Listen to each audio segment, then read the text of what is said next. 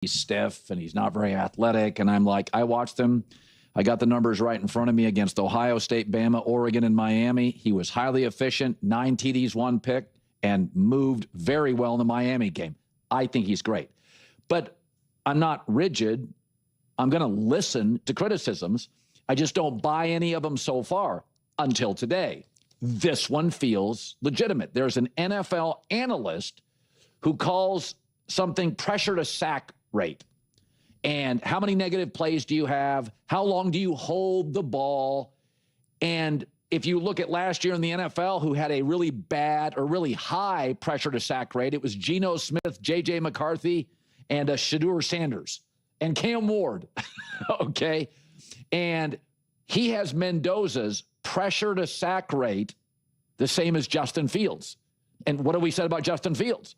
He doesn't see the field very well, holds the ball too long. Now, Justin Fields is hyper athletic, and he still has negative plays. So I look at Caleb Williams, his first year, hit all sorts of sacks and negative plays. Why would that be? Because his coach stunk. So I don't worry about Fernando Mendoza. I worry about the Raiders as his parent in this league. Bad O-line. Even if Clint Kubiak's a good coach, he'll be probably the 4th best coach in his division. Ownership is impulsive and ridiculously impatient. I don't have a Mendoza issue. I have a Mendoza to the Raiders issue. And you just have to remember how this works. Joe Burrow's unbelievable. He may be the best 3rd and 4th down quarterback we've had in a decade. He can't make the playoffs because of the parent. The kid is limited. You've all seen this before when you were a kid growing up and you had a buddy and you just knew his parents were a mess. The kid ends up being a mess. No matter how hopeful and optimistic you are about a kid, the parents control a lot, 0 to 21. Bad habits are formed from parents. Kids watch. So as good as the quarterback is, Trevor Lawrence, until he gets Liam Cohen, you're like, yeah, I was a huge Trevor Lawrence fan. I don't like him anymore. Then he gets Liam Cohen. I'm like, I love this guy. Okay. So who picks you matters a lot. I think it's an interesting red flag. You know, look at a lot of the quarterbacks that succeeded. Dak Prescott. You say, well, I mean, the Cowboys don't win Super Bowls. Before he got there, Jason Garrett, Tony Romo were making the playoffs. I am absolutely thrilled to be delving into this topic right now with all the dedicated Lost Raiders fans out there, especially because Colin has started to apply pressure by bringing up the pressure to sack metric. To begin with, if we are discussing pressure to sack percentage, this is a statistical category with which I am exceedingly familiar. It is a metric I reference constantly because, in all honesty, it ranks among my preferred stats. However, I find myself genuinely perplexed regarding precisely what Colin is referring to at this moment. Firstly, I also have a point of contention with the fact that he is currently critiquing the Raiders and adopting a stance that suggests he has grievances with the organization and its direction. Yes, a few seasons ago, a handful of years back, that critique might have held some water, but this is an entirely new landscape. This represents a completely different leadership structure. This marks a fresh chapter. They are executing their strategy correctly. They are making sound decisions. Pay attention. Even the moves involving Chip Kelly and the hiring of Pete Carroll, I recognize it ultimately did not pan out. And the acquisition of Geno Smith, I understand that too, did not yield the desired results. Yet, objectively speaking, those were not inherently poor judgments or ill-advised maneuvers. They genuinely were not. And it clearly did not succeed, so they pivoted without hesitation. They moved on immediately. They did not stubbornly insist, no, this remains our predetermined course, and we are sticking to it regardless. Absolutely not. They are taking definitive actions and making aggressive, committed attempts. I genuinely believe they are approaching the construction of this roster appropriately and assembling a competitive unit. Moreover, I am confident that Clint Kubiak and Fernando Mendoza can achieve substantial success together. The pressure to sack percentage, incidentally, has remarkably little correlation with the performance of the offensive line. Essentially, it is almost entirely unrelated. The statistic activates precisely at the moment the pressure actually reaches you. So, fundamentally, when the defensive rush has surpassed the offensive line's capacity to block and the line can no longer effectively shield you, the question becomes, are you absorbing a sack? That is the crux of the metric. It does not even heavily correlate with holding on to the football excessively, per se. Because if you are retaining possession, if your offensive line is managing to hold their blocks initially, but eventually succumbs, since they can only sustain their protection for a finite duration, and then the defense breaches that wall, the pressure finally reaching you is precisely when the pressure to sack percentage becomes applicable. Conversely, if you are distributing the ball extremely rapidly, hypothetically releasing it within half a second, if no pressure ever reaches your vicinity, then there is simply no opportunity for the pressure to sack percentage to be computed. It is derived strictly from the ratio of sacks you incur relative to the instances of pressure you face. Consequently, the pressure to sack percentage serves as a significant indicator of quarterback performance and, simultaneously, a reflection of coaching efficacy. Does your coordinator, whether your offensive coordinator or an offensive-minded head coach, provide you with viable answers to the defensive dilemmas presented? That is the point I consistently emphasize. Are they equipping you with pre-installed solutions for when the rush bears down on you? Do you possess the requisite knowledge regarding where to distribute the ball? Once a quarterback can establish that he does not become overly flustered, excessively hyped, or prone to panic when confronted by oncoming pressure, he avoids erratic throws or the tendency to clutch the ball. This scenario is precisely when holding onto the ball for an extended duration negatively impacts your pressure to sack percentage. It reflects an unwillingness to relinquish the play, an aversion to throwing the ball out of bounds, or an attempt to scramble excessively and overextend, correct? The defense is closing in, and your internal reaction is, I need to retreat and attempt to escape backwards. That behavior is when prolonging possession becomes detrimental. That context aligns with our conventional discussion about holding the ball too long. I believe there exists a nuanced distinction in how we apply that terminology.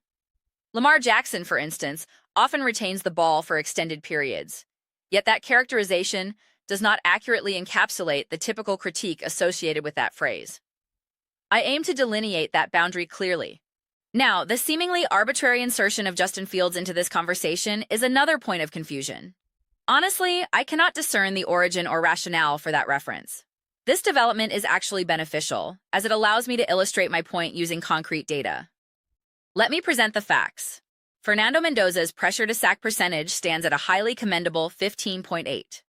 That figure is outstanding. It is unequivocally, positively excellent. There is no disputing that. To provide context, let us compare that to NFL benchmarks. Geno Smith registered an exceptionally elevated rate of 25.9%. Tyler Show posted 25%. Numerous young quarterbacks, including Cam Ward and Jackson Dart, show similar or higher numbers. Interestingly, Lamar Jackson recorded a higher percentage this past season. Typically, his figure is substantially lower. When examining elite talents like Lamar Jackson, Josh Allen, and Patrick Mahomes, I recently conducted a comprehensive review of these statistics. They frequently exhibit very low pressure to sack percentages. Admittedly, even these exceptional athletes occasionally get caught with their hand in the cookie jar, so to speak, because their extraordinary athleticism, speed, and strength sometimes prompt them to attempt too much, resulting in an ill-advised sack. However, such instances are exceptions, not the norm for them. If you survey the league, I hesitate to label this as the average quarterback range, but establishing a realistic benchmark is essential, because not every signal caller possesses the escapability of a Lamar Jackson or Josh Allen. Typically, you are seeking a figure somewhere between 14 and approximately 18%. That seems to represent a realistic, high-quality, solid pressure to sack percentage. You will undoubtedly encounter quarterbacks who dip below that threshold, reaching around 10%. I believe Lamar Jackson's 2024 season landed near 8 or 9%.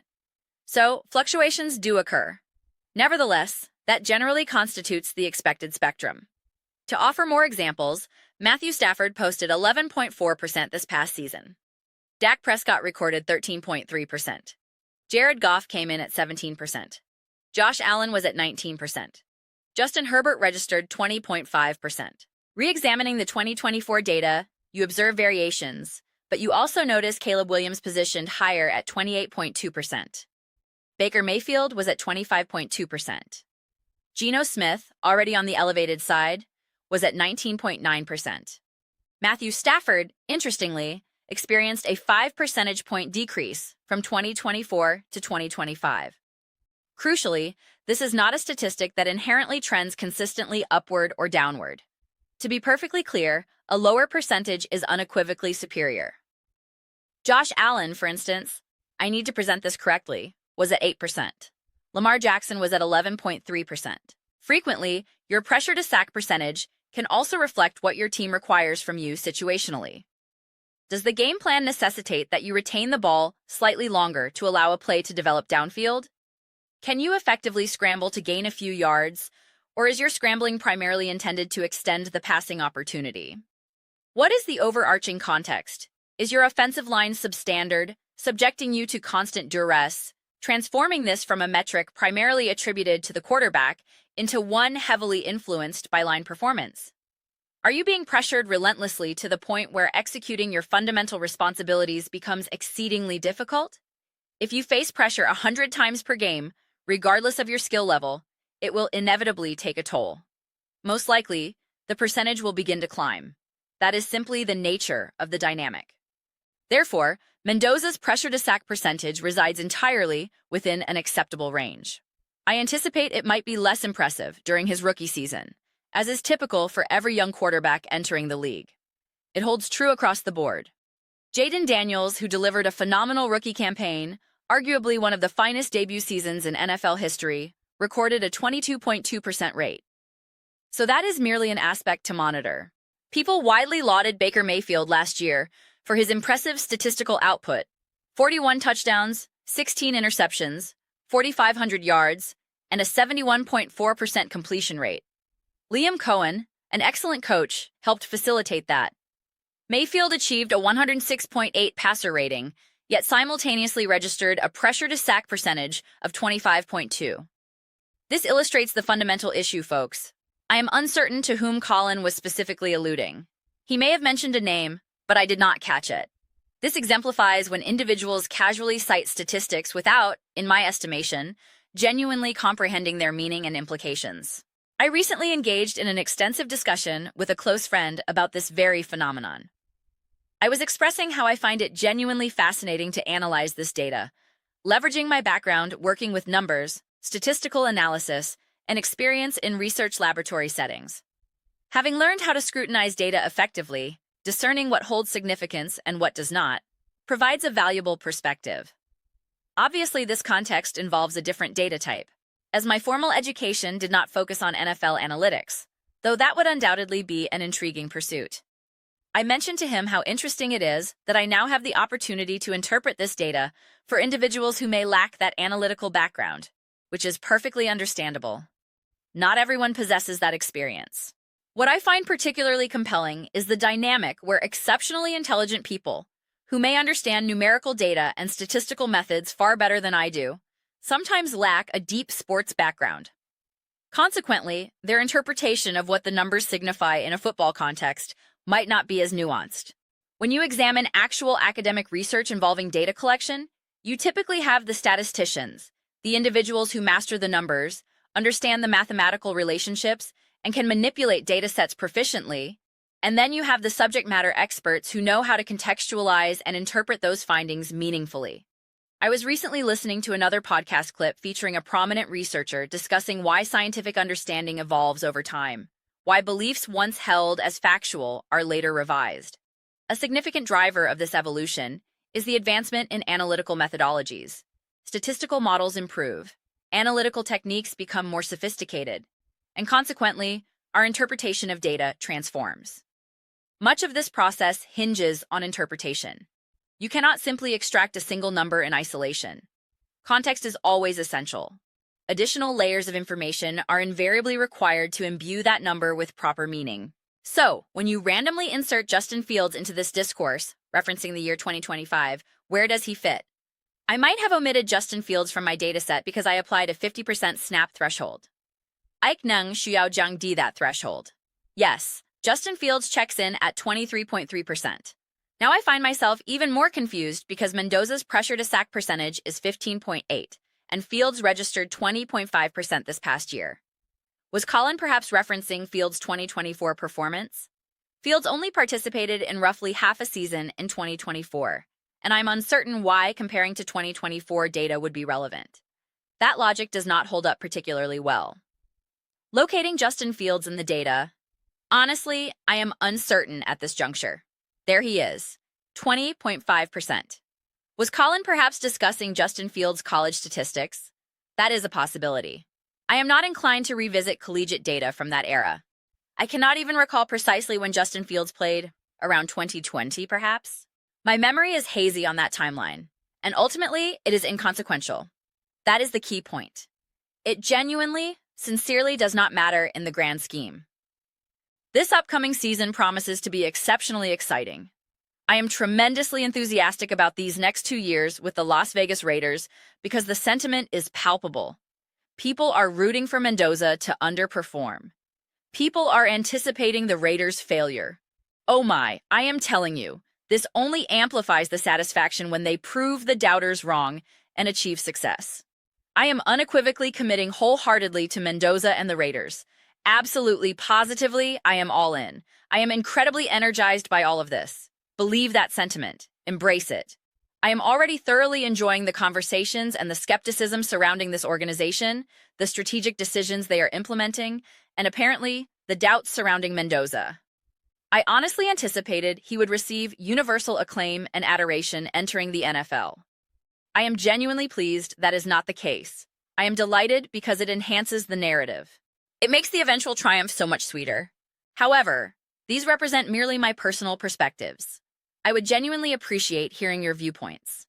What are your collective thoughts on Fernando Mendoza and the Las Vegas Raiders, who, according to Colin's assessment, are seemingly positioned to hinder Mendoza's development due to an inherent organizational issue? Please share your opinions. I make it a point to read every single comment. Whether your perspective aligns with mine or diverges completely, either way, let us engage in substantive discussions. Let us engage in spirited debates, but ultimately, let us prioritize enjoying the discourse. Additionally, please consider subscribing to the channel. We are cultivating an exceptional community here, and I would absolutely love to have you as part of it. My aspiration is to construct something to which we all feel genuinely connected, something we are truly excited to be involved in. I believe we are making substantial progress toward that goal. Please remember to give this video a thumbs up, as it significantly aids visibility and algorithmic promotion. Thank you sincerely. I look forward to connecting with you next time.